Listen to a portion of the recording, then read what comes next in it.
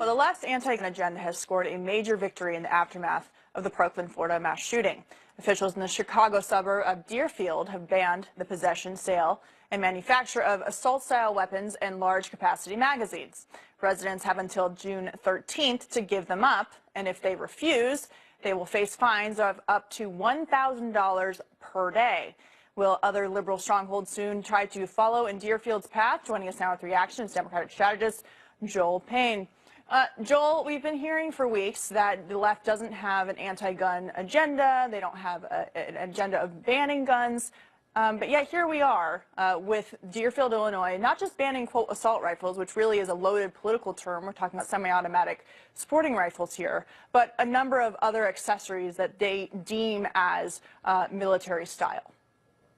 Well, I don't think this is actually the left that's doing this. This is a locality that's coming together to do something for the safety of their community, the same as another community did very near Deerfield Village. I believe it was Highland Park, did it in 2013, and they actually survived a couple of legal challenges that show that this is something that the court did not stand in the way of. It follows suit with what Florida did in the aftermath of the Parkland shooting. These are localities coming together because the national government, because our national leaders have failed to act meaningfully on gun control, on ensuring that we are protecting our citizens from gun violence. Not everyone was on board with this, though. The majority of people who spoke at the meeting said they were against this measure. I want to play some sound from a woman who was at the meeting who was actually against banning these types of firearms. There's going to be lots of talk about Second Amendment rights, but I'd be hard-pressed to find any right that is completely unrestricted. Sorry, she was for this measure, but my question is, how does Illinois not have a number of pieces of legislation and regulations on the book already when it comes to gun control? Well, look, states and localities have the right to act to make sure that they are protecting their citizens. The same way if you go to certain counties, they may be dry counties where you can't have alcohol at certain times. Is alcohol in the Bill of Rights? You have to be a certain age to drive at a certain time of night. They came together as a community to decide this is what will keep their community safe. Okay. You conservatives usually like this, by the way. No, answer my question. Is driving and drinking alcohol, are those constitutional rights? Excuse me? Is drinking alcohol and driving a vehicle, are those constitutional rights?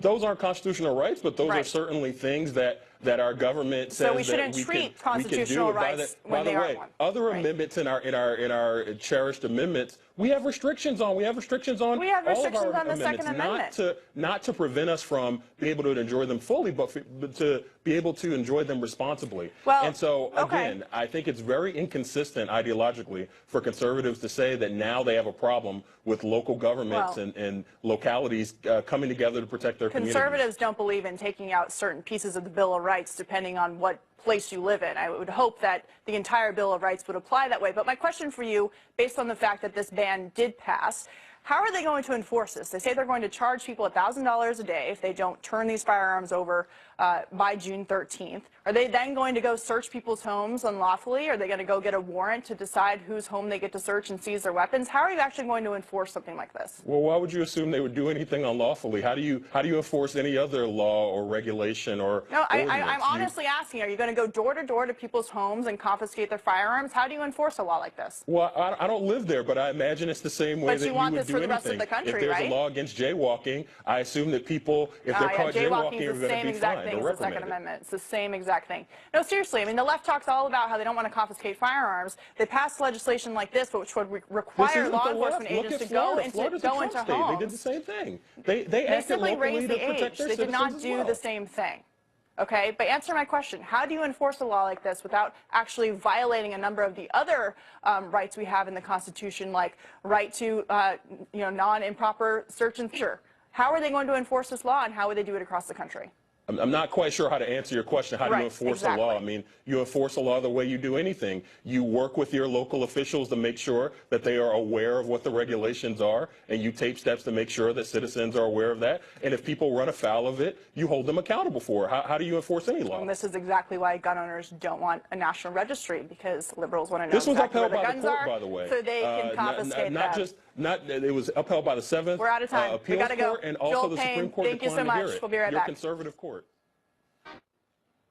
All right, well, unfortunately, that's all the time we have this evening. Having a great time filling in for Laura Ingram. Thank you. And be sure to catch me tomorrow on Outnumbered at noon Eastern, also at townhall.com. And you can always follow me on Twitter at Katie Pavlich. Tomorrow night, Pete Hegseth will be in this chair to wrap up the week. Shannon Bream and Fox News at Night Team are up next. Good night from New York.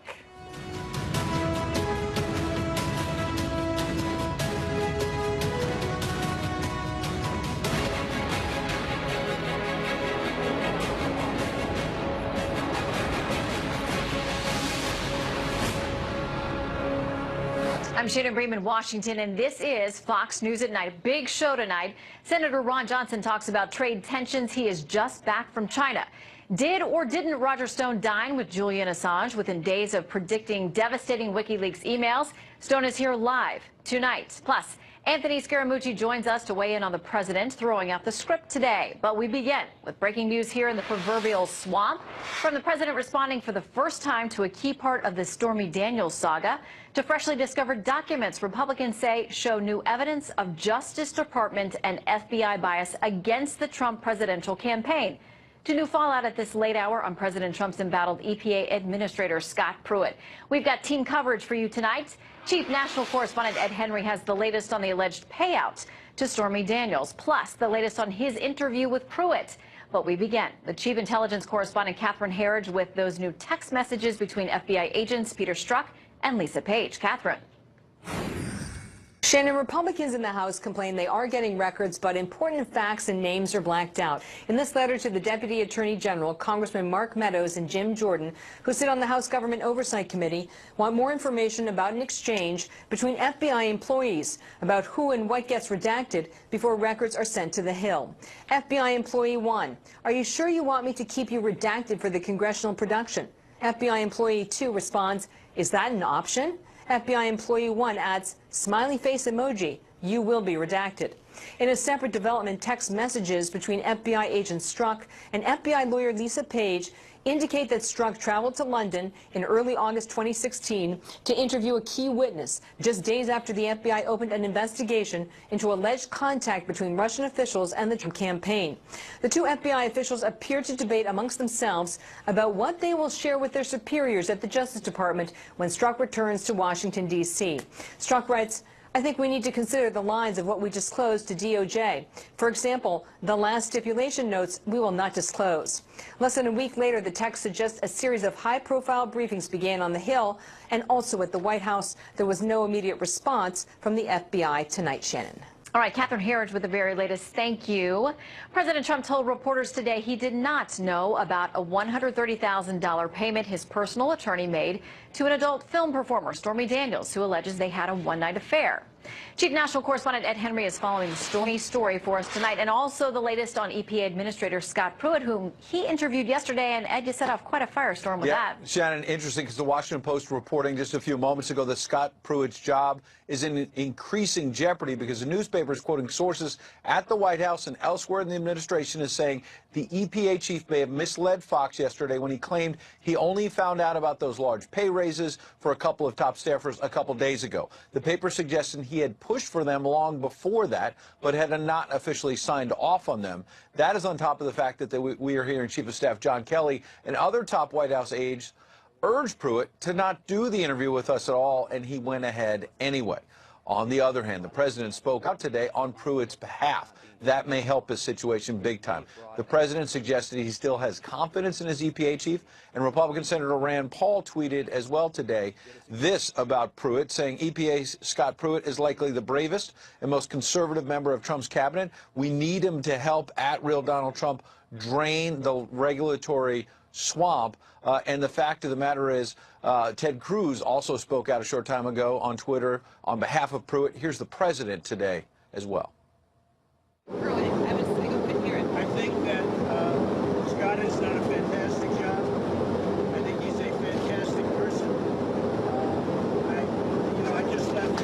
I just left coal and energy country. They love Scott Pruitt. White House spokesman Hogan Gidley said today on Fox that the administration does not know Pruitt's future, and a third House Republican came out and said Pruitt should resign. Shannon. All right, Ed, also, the president has commented on the Stormy Daniels saga. He answered a question today. Yeah. What's that all about? What's significant is this was the first time we're aware of that the president commented in any way on the $130,000 payment that Stormy Daniels, who alleges they had an affair more than a decade ago, received late in the 2016 campaign. Remember, the president's personal attorney, Michael Cohen, made that payment, says he did it on his own, but an alias for the president was listed on a non-disclosure agreement associated with the payment.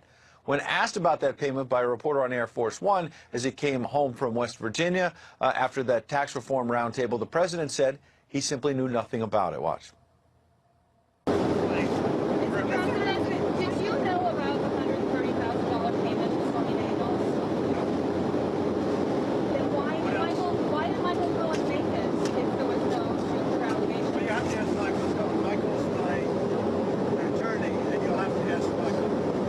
Do you know where he got the money to make that payment? No, I don't know. So the president saying he knew nothing about the payment, referred reporters to his attorney, Michael Cohen, who said he was not reimbursed for the payment by either the Trump campaign or the Trump business organization. That comment led Stormy Daniels' attorney, you see him there, Michael Avenatti, to charge the president had thrown Cohen under the bus, and he added in a tweet, quote, "Good, actually great things to come to those who wait. The strength of our case just went up exponentially. You can't have an agreement when one party claims to know nothing about it. Hashtag no discipline.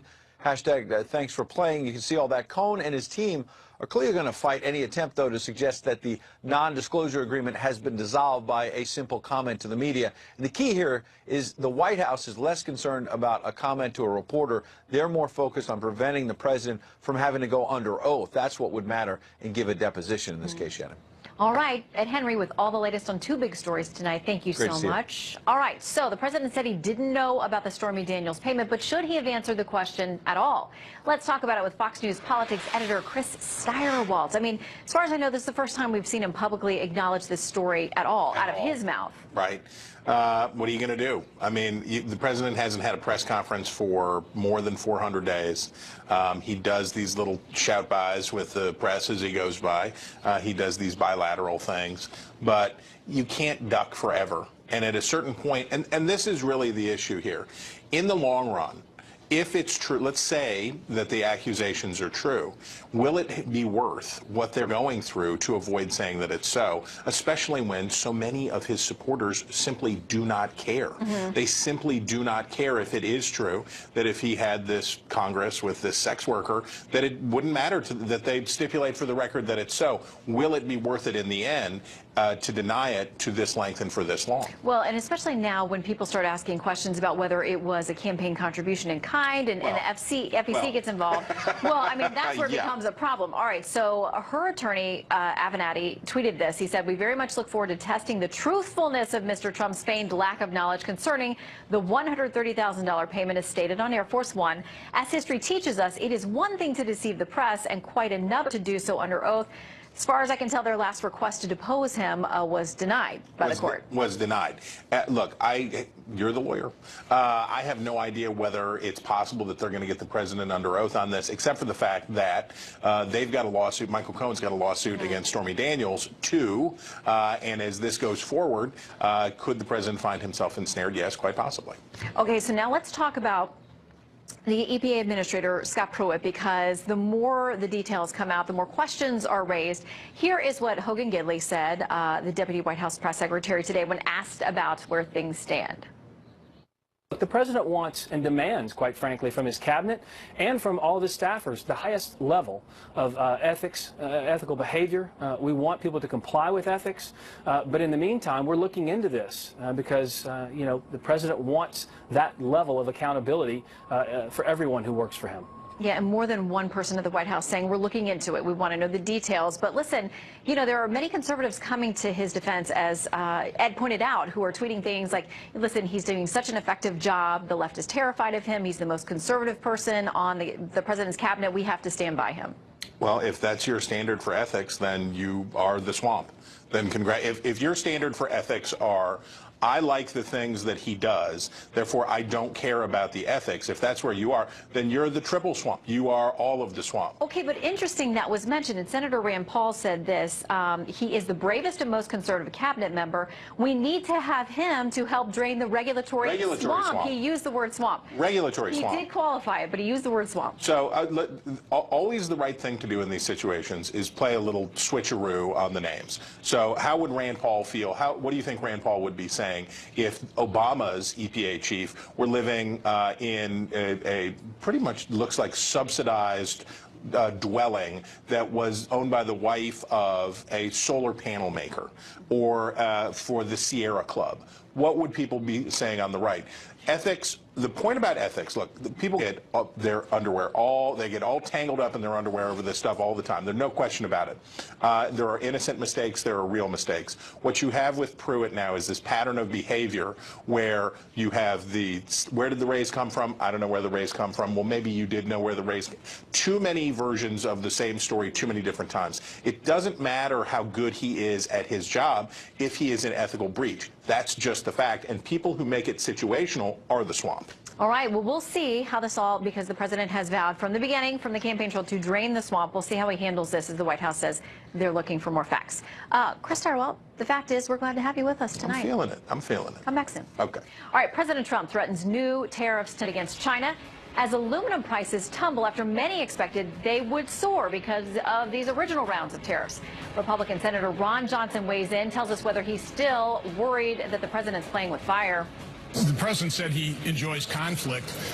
Markets don't like conflict. Investors don't like conflict.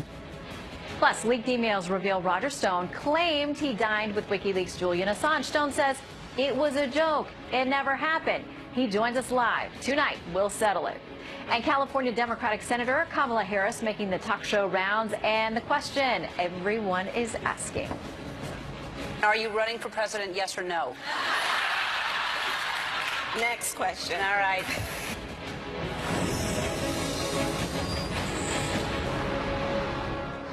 New tonight, everyone's looking to see who will blink first, the Trump administration or China's communist government. That's because tonight, the president is threatening a whole new round of tariffs. We're talking billions of dollars as China talks about unleashing the nuclear option economically. Kristen Fisher is tracking the very latest. Kristen. Hey, Shannon, over the last few hours, we've seen a major escalation of this potential trade war with China. President Trump is now threatening to slap Beijing with an additional $100 billion in tariffs, and that's on top of the $50 billion in tariffs proposed just 2 days ago. Speaking today in West Virginia, President Trump doubled down on his proposed tariffs on Chinese goods, even after Beijing threatened to retaliate against U.S. farmers and manufacturers. You have to go after the people that aren't treating you right. And in many respects, I think we're going to have a fantastic relationship long-term with China, but we have to get this straightened out. We have to have some balance. Fears of an impending trade war between the world's two biggest economies have roiled global markets. Today, the president's new chief economic advisor, Larry Kudlow, tried to calm investors. Technically, both countries have just proposed tariffs. There's nothing enacted. Let's not jump to worst-case conclusions. But just hours later, his boss directed the U.S. trade representative to consider even more tariffs on Chinese goods. Some say this good cop, bad cop routine is risky and reckless, but others call it a slick negotiating tactic. And indeed, the price of aluminum, which many feared would soar under the weight of these new tariffs, has actually dropped 4% since March 1st. The intent of the president is to grow the American economy, not to hurt any sectors. And look, our farm sector's been doing great. China should give them more export opportunities. That's important. Same with NAFTA. A renegotiation of the North American Free Trade Agreement is in the works and has been for some time. Today, the Canadian Prime Minister, Justin Trudeau, said he believed there was a high chance of reaching a deal, possibly in time for the Summit of the Americas in Peru, which President Trump will be traveling to next week. The president says he hopes to have something fairly soon, but he isn't willing to let the timing get in the way of a good deal for the United States. Don't rush it. Take it nice and easy. There's no rush. We get it done right, or we'll terminate. You know, if we don't have it done right, we're going to terminate. And the markets are already responding to these potential new tariffs on China. Dow futures are down, way down, signaling a drop of roughly 400 points at market open tomorrow. Shannon? All right, Kristen Fisher, the latest on this big story tonight. Thank you so much. Checking in now with our next guest because he was very critical back in early March, about what the president was saying about the initial round of tariffs. He's just back from China tonight. We'll see how he feels tonight. Republican Senator from Wisconsin, Ron Johnson, who sits on the Foreign Relations Committee. Senator, great to have you with us. Good evening, Shannon. How are you doing? I am very good. I want to play a little bit of what the president had to say. It was in Kristen's piece there, and us to break it down on where you think we are tonight. Here's what the president said. And in many respects, I think we're going to have a fantastic relationship long-term with China, but we have to get this straightened out. We have to have some balance. Okay, so who should play the lead role here? The president, Congress? Should you all be weighing in on these trade tariffs and big, bold moves by the administration? Well, the president obviously has the negotiating authority, and, I'm concerned. Take a look at what the Dow futures are telling you based on the latest rhetoric. I was just over in China, and from my standpoint, the top priority of our relationship with China ought to be to encourage them to cooperate with us in sanctions against North Korea so that we don't have a massive slaughter of human life if that thing were to, blow up into military conflagration. So that's ought to be our primary focus right now, is making sure that we can take care of the North Korean situation and then work with our other trading partners to make sure that China actually does follow the rules of global trade, which it has not done in the past. But China's in a different place today than it was 10 years ago. The Chinese officials we were talking to openly stated that they don't want a trade surplus. Now, I take everything with a grain of salt, but if you really take a look at the innovation that they are creating themselves, if you take a look at the challenges they face, another billion people in poverty, which is a primary goal of theirs, I think we need to redefine our goal toward our relationship with China to seek win-win situations, which basically is what the president's saying right there, is he wants to have a good relationship with China.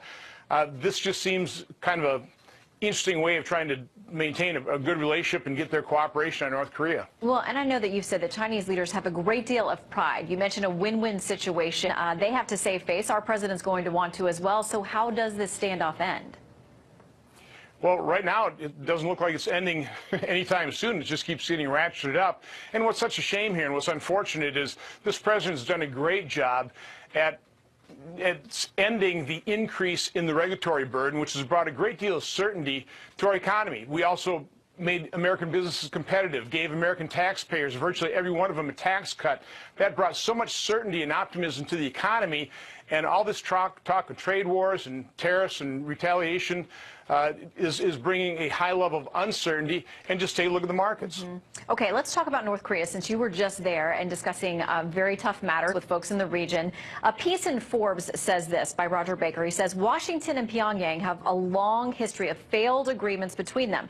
Still, the differences in circumstances this time around, however slim, may offer a chance for different results. This comes as the White House is talking about our president sitting down with their leader, Kim Jong-un. What's your take of the situation ahead of that? First of all, I think there's a great deal of difference in the circumstance right now that President Trump's maximum pressure campaign is working.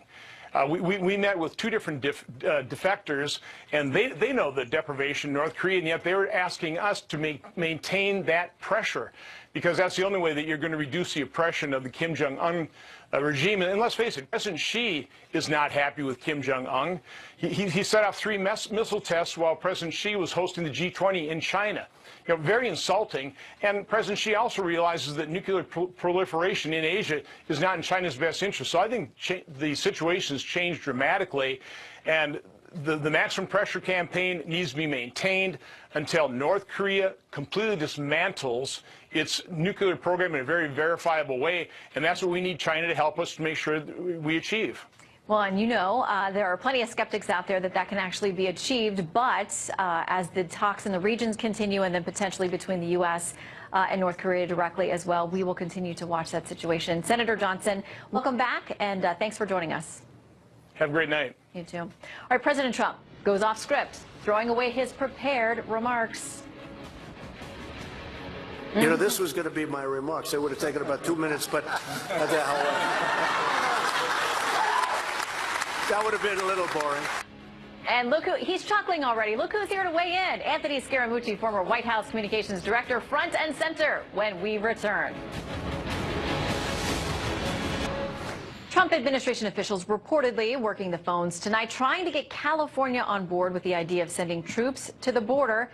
Comes on the same day the president's reignited an old controversy. Some comments tonight on illegal immigrants. Trace Gallagher working the story for us live in Los Angeles. Hey, Trace. Hi, Shannon. A potential roadblock is emerging in the president's push to deploy National Guard troops to the U.S.-Mexico border after California Democrats said they wanted more details about the plan. So far, the governors of Texas, New Mexico, and Arizona are in favor of sending troops. The governor of Oregon said if she was asked, she would say no, but she hasn't been asked, which leaves California Governor Jerry Brown. Homeland Security Secretary Kirstjen Nielsen says she has already spoken with Brown several times. Listen. He has seen this happen before, and he has seen it happen well. You know, the whole concept here is to first multiply the Border Patrol, so the Border Patrol can do Border Patrol work. So I'm hopeful that I'll continue to talk to him and see what we can work out. Secretary Nielsen notes that apprehensions at the border are way up from this time last year and says a crisis does exist. President Trump signed a proclamation yesterday authorizing National Guard troops, and today aboard Air Force One, he said he was considering 2,000 to 4,000 troops and will likely keep them there until the wall is built. Of course, the president has been on a Twitter tear concerning border security all week, threatening to end NAFTA and blaming everyone from Democrats to Mexico for allowing migrants and drugs into the U.S. Mexican President Peña Nieto responded to the president saying, quoting here, "The Mexican Senate unanimously condemned the offensive and unfounded statements concerning Mexicans and demanded the respectful treatment that befits a relationship between countries that are neighbors, partners, and allies." But today in West Virginia, during a tax reform roundtable, the president was again blasting border policy, saying that between drugs and MS-13 gang members, something has to be done. The president also talked about that Central American caravan of migrants that was heading to the U.S. And in talking about the caravan, he renewed controversial comments he made a few years ago. Watch. I used the word rape. And yesterday it came out where this journey coming up, women are raped at levels that nobody's ever seen before. They don't want to mention that. So we have to change our laws. And the Democrats, what they're doing is just, it's insanity. The president did not provide evidence to support his claim, and we should note the caravan has largely been disbanded. Shannon. All right, Trace Gallagher live for us in the West Coast. Thank you very much. All right, so should the president stick to the script, or should he keep it real? Let's talk about it with tonight's panel. Senior politics writer for U.S. News and World Report, David Catanese, Washington Examiner commentary writer Tom Rogan, and former Trump transition official Anthony Scaramucci. Great to see all of you tonight. Hey, Shannon. Glad to be here. All right, Anthony, I'll start with you because you at one point were tasked with managing the president's communications, and today you saw him. He threw the papers up in the air and said, "I'm just going to wing it," and we got those comments that have now sparked another round of controversy. Well, listen, it's his operating style. I think a couple of weeks ago he said if he was boring, people wouldn't tune in. He likes when people are tuning in and listening to him. I think that caravan, whatever the size and scope and nature of it, was definitely disbanded as a direct result of the comments that he's been making over the last 4 or 5 days. So he's getting his point across, Shannon. The border crossings, the illegal immigration into the United States from the southern border is at a 46-year low. And so he's asking people to consider the laws that are on the books and records of the U.S. and to abide by them. He's for legal immigration, as is the rest of the administration. So let's see how this unfolds. Well, Tom, how much heartburn do you think it gives the current White House communications staff when they see him take those prepared remarks and say, not going to do this, I'm just going to go off? He talked about tons of people voting illegally in California. He had the rape remarks, and that creates a new a round of comments that they then have to spend time responding to. Well, I think it's a mixed bag, Shannon, because in one sense the president makes those remarks and yet he probably comes back to the White House in a good mood, in a good favor. He feels he has delivered on pledges that, frankly, a lot of Americans voted for him on. And so there is that sort of sense that the president is more confident, upbeat, optimistic. It means he perhaps doesn't tweet about the Mueller investigation, which I think the communications team perhaps is much more concerned with. But more broadly, the question is, how does this play with the electorate rolling up to the midterm elections? And quite frankly, I think there is a judgment on the part of the White House and the president collectively that it probably plays well. And so in that sense, I think they're probably, as much as we might like to think, oh, it's bad, I think they're willing to say, you know what, okay. Yeah, and David, plenty of people, millions of them, think it's great. They love this about the president. This is why they voted for him, because this is a guy who speaks his mind, says many things that they think but maybe they don't verbalize. That's why they went to the ballot box and voted for him, even after often telling pollsters they didn't want to answer the question or they wouldn't tell them the truth. This is why they voted for him. And it's certainly more fun, right? We wouldn't be talking about him tonight if he wasn't off script like he was today. And I think, look, authenticity was one of the reasons he defeated Hillary Clinton. So he's going to keep going back to what he thinks was a winning message, which was to not really have a message, to kind of talk about everything. But with that comes misleading statements, like when he said today that millions of people in California had voted twice. Well, there's no real evidence of that. He just kind of threw that out there. You know, he attacked Senator Joe Manchin for opposing the banking bill, which actually Joe Manchin supported. So with sort of, you know, going off the cuff, he's more at risk for misstatements and falsehoods, frankly. And you're right. In the end, the White House does have to clean that up afterwards. But he's a president. I don't think he really cares about that because he is being himself. Well, the administration would say that they wanted to look into voter fraud and iron out these claims, but obviously the commission they put together was hit with numerous lawsuits and disbanded. So on that point, you're not going to get the answers from that commission. Here's a bit of what the president of Mexico had to say today. He says, "We will not allow negative rhetoric to define our actions. We will only act in the best interests of Mexicans." I mean, Anthony, that's what the president says he's doing for Americans. Yeah, listen, I think the president of Mexico has the right to say that. I think he's got to deal with his own Democratic constituency, and they want him to be a resolute leader. And so all of that makes sense to me. But I really think you should listen to what the president was saying about China, because he means that about both Mexico, Canada, South Korea, etc. He wants these relationships to be fantastic internationally. He just wants the playing field to be more even for working-class families and middle-class Americans. And so I think he's going to get what he wants here. Well, he's very heavy with both the carrot and the stick. With all of those different countries. All right, gentlemen, thank you very much for your input. Stick around. We have some more hot topics for you, panel, so we'll be back with you in just a minute. In the meantime, in a leaked email, Republican strategist Roger Stone says he had dinner with WikiLeaks founder Julian Assange. Stone says it was all a joke. Did he or didn't he? Well, we're going to find out, because look who's joining us next. It's the original political dirty trickster with his side of the story. You know he loves it. Roger Stone joining us live. And just as Senator Kamala Harris rolls herself out to a national audience, she finds herself in the hot seat in a heated town hall back home in California. We'll tell you about that next. You would have, it would have been a self-defeating. Like his former business partner Paul Manafort, who was just reportedly hit by another new search warrant, Roger Stone now reportedly finds himself a focus of the special counsel appointed to investigate links between the Trump campaign and the Kremlin. Stone was an informal advisor to the president, and during the campaign he emailed that he had dinner with WikiLeaks founder Julian Assange, who happened to leak a trove of emails hacked from the Democratic National Committee. So was he kidding? Well, Chief Intelligence Correspondent Catherine Herridge is back to explain why the special counsel is so interested in Stone's ties to WikiLeaks. Catherine. Shannon, one of the big stories of the 2016 campaign was the leaked emails from the DNC and the Clinton campaign that really drove the news cycle. And a lingering question, which is apparently of interest to the special counsel investigation, is the role of WikiLeaks, how they got the emails in the first place, and whether anyone from the Trump campaign helped, coordinated with the Russians, or was simply cheerleading from the sidelines. And the name that has come up consistently is Trump campaign advisor consultant Roger Stone, who was pressed by reporters on Capitol Hill for answers. And did you have any other communication with this person beyond? None whatsoever, and I had made that public yesterday.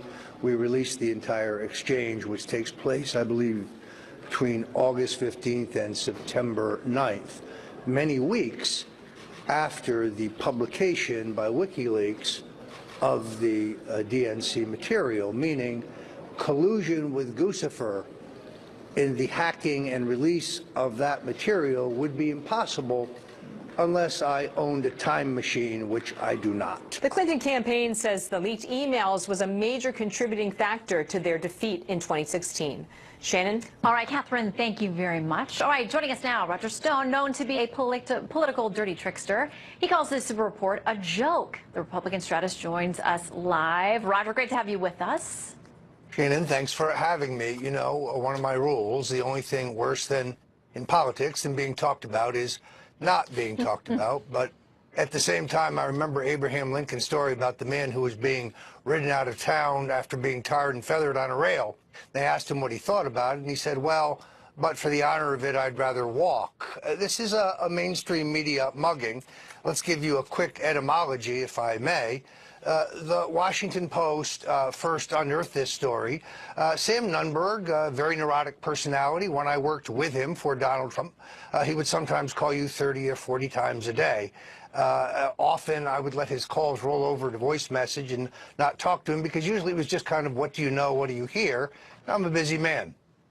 Sam called late one Friday. I was trying to get him off the phone. He asked me what I was doing for the weekend. I said I thought I would fly to London, have dinner with Julian Assange.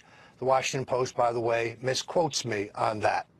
Sam evidently believed this were true, and I would later milk the joke in an email, to which Sam responds when I said, Sam, pardon me, sent me an email showing Donald Trump trailing Hillary by 15, kind of sticking it in my face, because after Sam was fired, he was very anti-Trump. I remain a strong supporter of the president and will continue to do so. So this is the continuation of the same joke. The important thing here, I think, is to understand that my passport, airlines records, customs records, the surveillance cameras at the Ecuadorian embassy, where Assange has to be one of the most watched people in the world, would all demonstrate this meeting didn't really happen. And then I offered the Wall Street Journal, who, by the way, misquoted the email, an opportunity to see my passport, and they declined. I also produced airplane tickets and credit card receipts. It shows that I was in California in this period. Okay, so the answer is no, the meeting did not happen. What I find kind of amusing here is that I discussed this on InfoWars with Alex Jones on August 4th. CNN says that's a revelation because prior to that in their timeline, I had never pointed out that these revelations were allegedly, quote unquote, devastating. Okay. They said go ahead. Go ahead. Yeah, let's talk about some other, because I know that you've provided boarding passes, credit cards, receipts, all those kinds of things. Now, you have said, though, August 8th, after this email exchange in 2016, you did say in a public speech, and I'll read a little bit of it, you said this: you were asked about an October surprise and Julian Assange. You said this: well, it could be any number of things. I actually have communicated with Assange. I believe the next tranche of his documents pertain to the Clinton Foundation, but there's no telling what the October surprise may be. Tell us what you meant there, what kind of communications you have or haven't had with Julian Assange, and why did you say it if it didn't happen? Well, first of all, I testified about all of this under oath for 4.5 hours before the House Intelligence Committee. I asked that testimony be made public. They insist that they will not release it. So I answered all of these questions. I clarified that I used a confirming source, a journalist who was in touch with Assange. He was communicating with Assange or Assange's attorneys. So a middleman. And had assured me, a middleman. You can call him a back channel. You can call him an intermediary. You can call him a confirming source. I named him for the committee. I was hesitant to do so because I feared that he would be subject to professional reprisal. Indeed, when his name surfaced, he was fired from the progressive radio show where he worked. But more importantly, by claiming that August 4th was a day in which I predicted that these emails would be devastating, I refer very specifically to a message I got from Charles Ortel, who's appeared here many times on Fox, who is someone I respect enormously as an expert on the Clinton Foundation, forwarding me information from James Rosen, one of the reporters that I respect most in terms of his meticulous methodology and his investigative reporting and coverage for Fox, predicting that these documents would be about the Clinton Foundation. which I also posited in my speech to the Southeastern Republic. Well, and you know, people have also... that explains those two things, but that does not mean that I learned them from Julian Assange. I have never met with, spoken with, Skyped with, FaceTimed with, or emailed Julian Assange. The exchange that I did have with WikiLeaks was supplied to the House Intelligence Committee. And we've seen that. Was leaked by the committee. It's exculpatory. It shows that we weren't collaborating. All right. Only in this atmosphere can you get a leak like that where your critics say, aha, we've got him now. Well, you know what? We could spend an hour talking to you about this because there's so many other things about your predictions with regard to the Podesta emails and all kinds of things. We know you've testified about this. We'll continue to follow the story, but thank you for answering our questions with regard to that dinner that didn't apparently happen. Thank you, sir. Well, thank you very much, Shannon. Great to be with you. Okay, when we return, check this out. All right. Thank you, sir. We appreciate the question, but if she doesn't have a chance... Democratic Senator and potential presidential contender Kamala Harris faces constituents who say they are angry now that California is a sanctuary state. Our panel is back to weigh in on that and something with Nancy Pelosi as well. Stay with us. Kamala Harris turning raucous after she was asked about her stance on immigration. Listen in.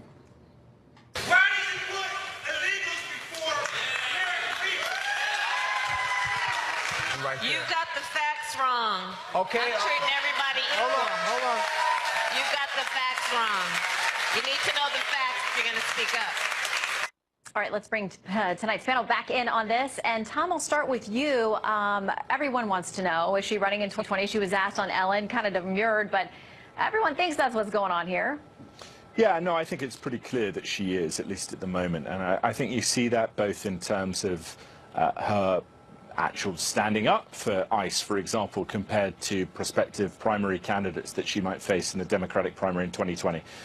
But I also think you see this difficult line that she's treading in terms of she's doing the talk show circuit. She'll probably be taking a trip to Iowa and New Hampshire pretty soon. But she's also making those visits to the Democratic elite in terms of the fundraisers. So there's a great balancing act here, which unless she is someone who likes to spend more time working than most senators do, which to their credit is a lot, whatever we think of their politics, then I think it suggests that she is running for president. Okay, I want to play a little bit more of what she had to say in talking at a town hall about this idea of, first of all, the Stephon Clark case now being investigated where white police officers fired and killed an African-American man who they thought he had a gun as